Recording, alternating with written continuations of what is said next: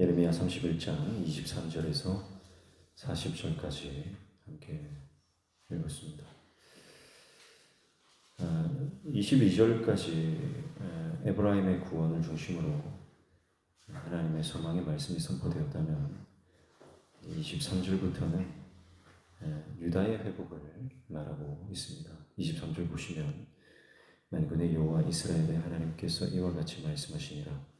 내가 그 사로잡힌 자를 돌아오게 할 때에 그들이 유다 땅과 그 성읍들에서 다시 이 말을 쓰리니 곧 의로운 조소요 거룩한 산이요 여호와께서 내게 복 주시기를 원하노라 할 것이며, 이렇게 말씀하죠.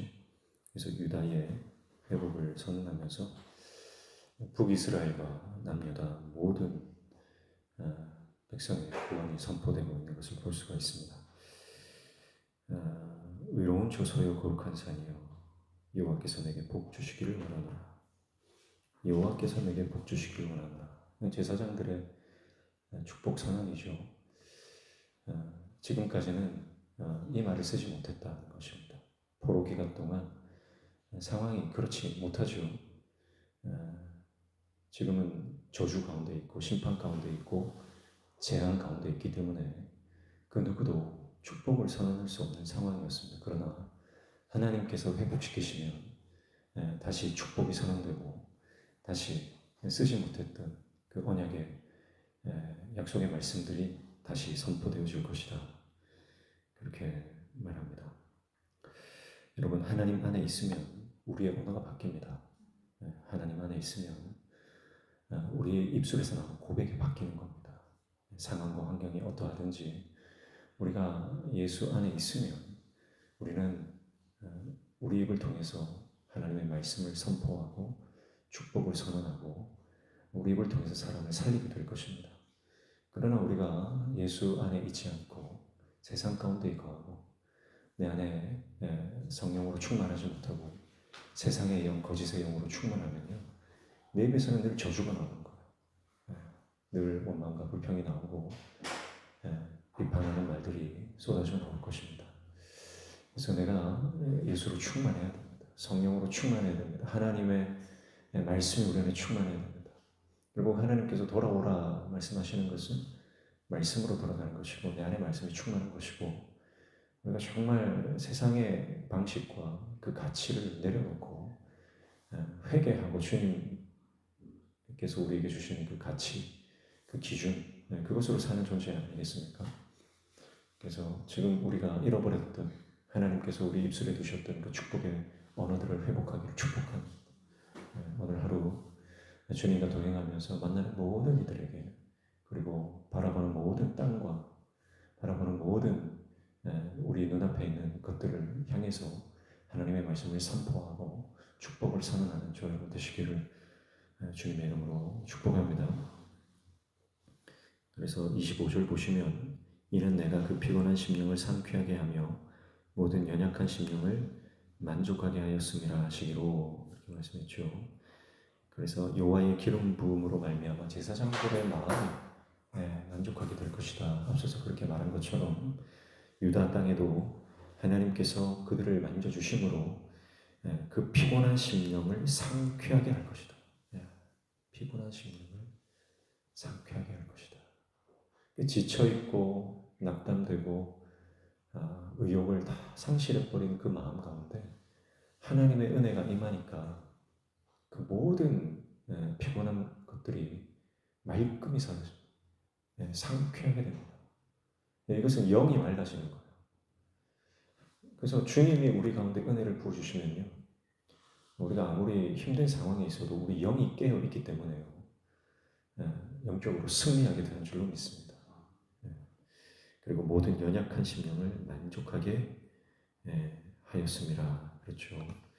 피곤한 심령, 연약한 심령, 상쾌하게 되고 만족하게 되는데, 이 심령이라고 하는 것, 네페시는 인간 존재 자체를 말한다 그랬죠. 그래서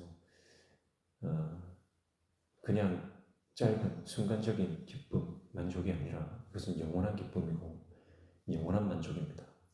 세상이 빼앗을 수 없는 영원한 기쁨과 만족을 하나님이 주시는 것이고, 하나님의 은혜가 임할 때 여러분 우리는 그냥 어느 한 영역만, 어느 한 부분만 기쁘고 만족하는 것이 아니라 내 삶의 전체, 내 삶의 모든 영역이 우리 머리부터 발끝까지 온몸 구석구석 하늘의 새 힘으로 기쁨으로 감사로 넘치게 될 줄로 믿습니다. 그건 세상이 빼앗을 수 없는 평안이에요.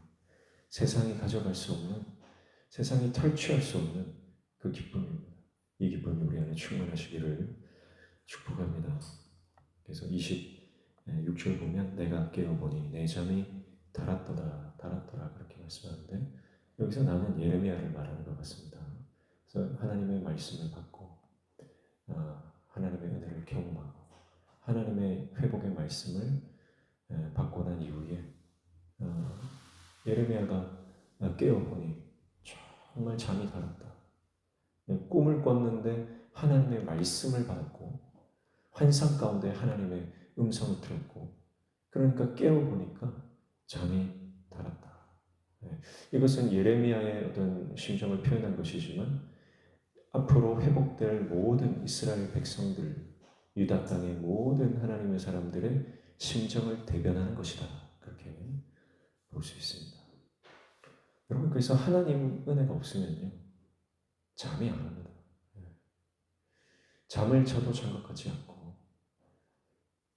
잠을 시간이 많이 우리가 잠에 투자해도 깨어보면 몸이 찌뿌둥하고 몸이 결리고 그런 거죠.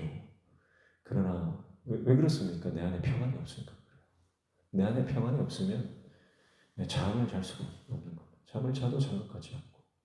그러나 하나님의 은혜로 충만한 사람들은요, 정말 쪽잠을 자도 하나님께서 샘 주시는 겁니다. 정말 삶이 힘들고 버거워도 하나님께서 그 안에 심령의 평강을 주심으로 정말 잠시 눈을 붙이고 일어나도 정말 하나님께서 주시는 새 힘과 기쁨으로 우리의 영혼육이 강건해지는 줄로 믿습니다. 그래서 불면증에 시달리는 분들이 있다면 하나님 우리 만져주심으로 하나님 그 은혜로 말미암아 우리가 잠이 달아지는 은혜가 기를 축복합니다. 31절 보시면 여호와의 말씀이니라. 보라 날이 이르리니 내가 이스라엘 집과 유다 집에 새 언약을 맺으리라. 그렇게 말씀하죠. 31절 이 말씀은요, 구속사적으로 굉장히 중요한 말씀입니다. 그래서 이 새 언약이라고 하는 것이 결국은 예수 그리스도와 연결되는 겁니다.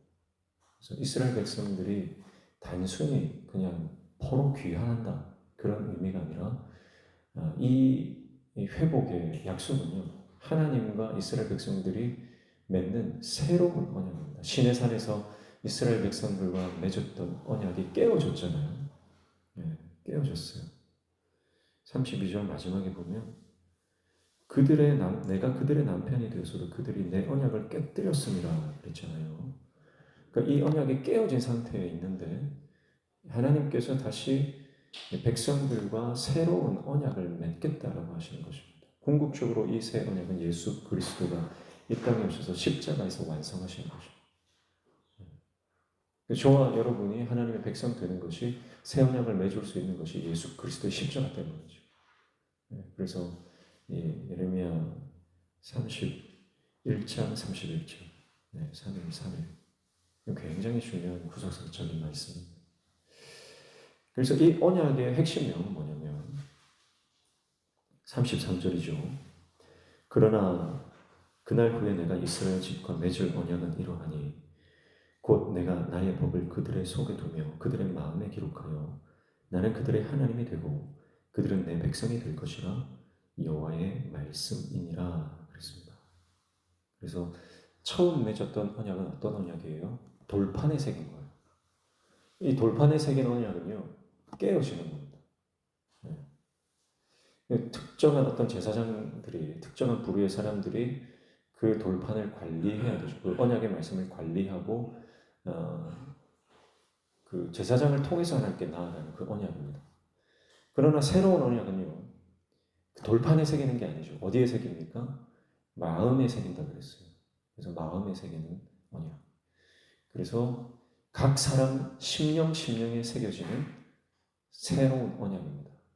그래서 저와 여러분이 예수 그리스도를 말미암아 예수 그리스도를 통해서 그 보혈의 공로로 하나님께 바로 나아갈 수 있죠. 돌판에 새긴 언약이 주어졌을 때는 1년에 한 번, 1년에 한 번, 대속죄일, 그때만 지성소, 그 성소로 들어갈 수 있고 하나님께 나아갈 수 있었습니다. 그리고 하나님께서 임재하셔야만 백성들이 그 임재를 경험할 수 있었지만 이제 하나님께서 맺으실 새 언약, 새로운 시대에는 모든 사람들이 그 마음판에 하나님의 언약의 말씀이 있기 때문에 하나님께 바로 나아갈 수 있어요. 그래서 하나님이 내 아버지 되시는 그 놀라운 언약이 맺어진다라고 하는 것입니다. 그래서 34절에 보면 그들이 다시는 각기 이웃과 형제를 가르쳐 이르기를 너는 여호와를 알라 하지 아니하리니 이는 작은 자로부터 큰 자까지 다 나를 알기 때문이라. 내가 그들의 악행을 사하고 다시는 그의 죄를 기억하지 아니하리라. 여호와의 말씀이니라 그랬어요. 그래서 작은 자부터 큰 자까지 다 나를 알 것이다. 누구나 주님을 경험할 수 있습니다. 누구나 주님을 만날 수 있고 누구나 성령의 세례를 받을 수 있습니다.